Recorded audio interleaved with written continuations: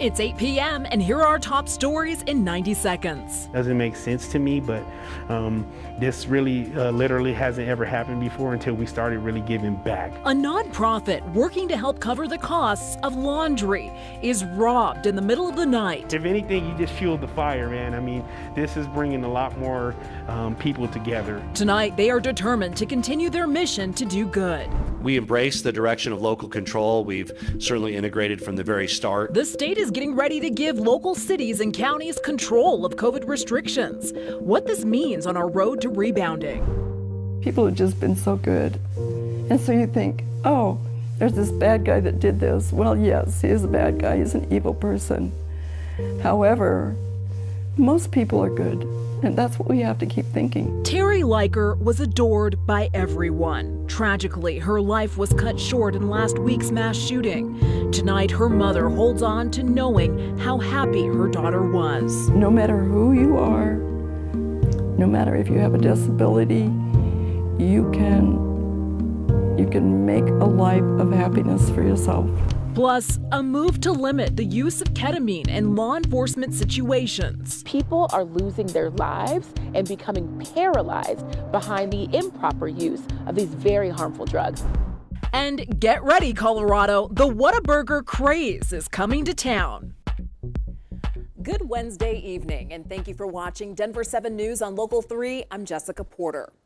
A Denver laundromat hit a major setback in their mission to do good in the community. It's been about 2 months since the owners started a nonprofit to foot the laundry bill for those in need. But over the weekend, the laundromat was broken into. Part of the money taken was donations for the nonprofit. Denver7's Gary Brode explains while it stings now, it's not getting them off track. A smash and grab in the middle of the night. They smashed it in with the crowbar, that night, and just proceeded to take all the quarters. James Marquez works for Jessica's Laundromat. It makes me feel horrible. It makes me feel bad. It makes me feel like, oh my God. We first introduced you to Marquez back in mid-February when he started a nonprofit called Suds of Love. It's a program that covers the cost of laundry for someone like Maribel Hernandez, who simply could not afford to wash her own clothes. Just come, bring your laundry. He doesn't expect anything out of it. He's just purely like, I don't know, it touches me. Marquez says after our story aired, Suds of Love received about $1,500 in donations. The donations just kind of took off. Yeah, it was amazing. It wasn't long after the nonprofit hit some snags. First, Marquez's email was hacked. And while the hackers didn't get away with the money, it did prevent donations from coming in for nearly 2 weeks. Then there was this. Doesn't make sense to me, but this really literally hasn't ever happened before until we started really giving back. Surveillance video from the laundromat shows the intruders using a crowbar to get in.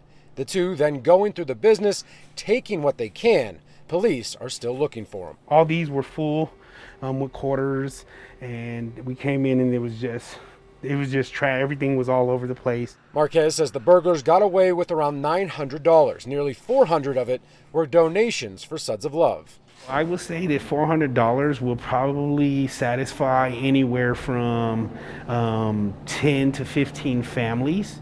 A huge chunk of change for anyone trying to cycle through the struggles of starting a nonprofit. It makes me want to pack up and say, you know what, I don't have to do this. But as a man who cares for his community, Marquez knows he has to push on, and that's exactly what he's going to do. If anything, you just fueled the fire, man. I mean, this is bringing a lot more people together. In Denver, Gary Brode, Denver7. You can help Suds of Love continue serving the community. We have a link to where you can donate right now on thedenverchannel.com. Colorado hit a major milestone in our rebound from the pandemic. 1 million Coloradans have now been fully vaccinated against coronavirus. 48,000 shots were administered today alone. 2.6 million Coloradans have received at least one dose. Remember, starting Friday, every person in our state 16 and older will be eligible to receive their COVID vaccine. We continue to receive emails, though, from people still waiting on appointments. Governor Polis says it could take weeks to find an appointment and people should be patient. In the meantime, we have helpful resources for you right now on thedenverchannel.com. Today, Pfizer announced its vaccine is 100% effective in children ages 12 to 15. That means millions of children could be vaccinated by fall.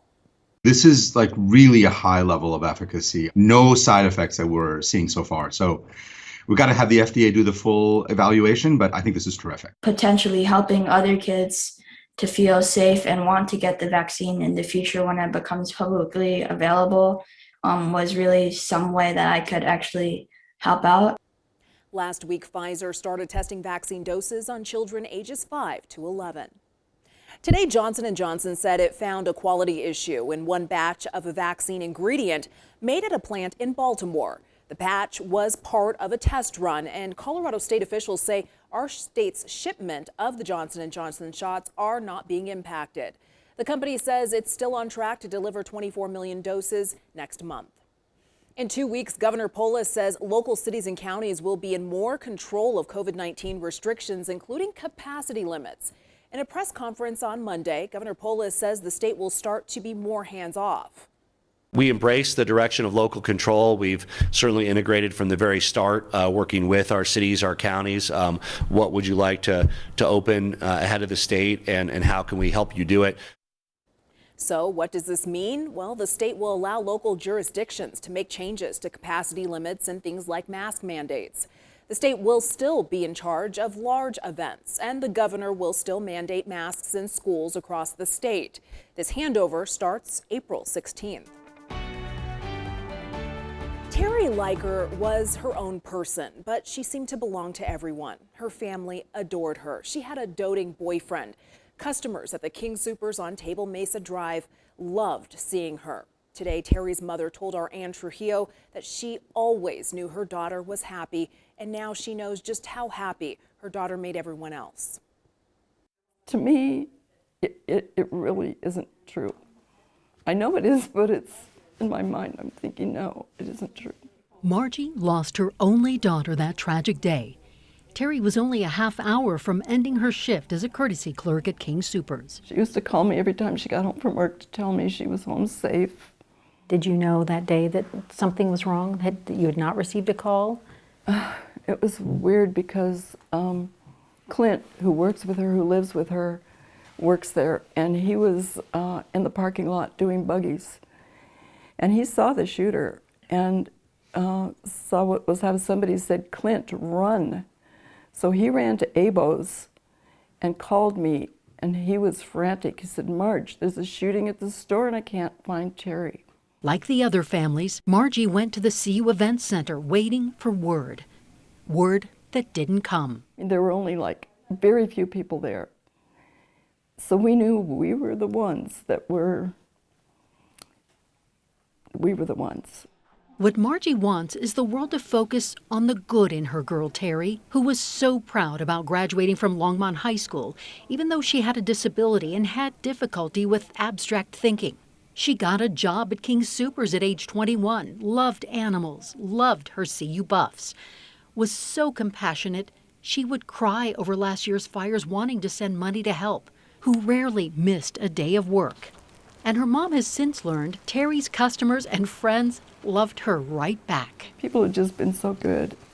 And so you think, oh, there's this bad guy that did this. Well, yes, he is a bad guy. He's an evil person. However, most people are good. And that's what we have to keep thinking. How do you go on without her? I don't know. It's going to be a long time. She does know her daughter was happy that morning, and that is what Margie is holding on to. No matter who you are, no matter if you have a disability, you can make a life of happiness for yourself. You just have to want to do it. The outpouring of support for the Boulder community has been amazing. The Colorado Healing Fund, set up to support victims of mass tragedies in our state, has pulled in more than $2 million in the past week.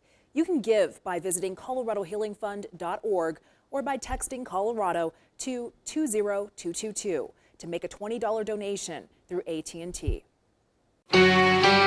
We don't need to see any more Elijah McClains happen in Colorado. The death of Elijah McClain brought the use of ketamine into question.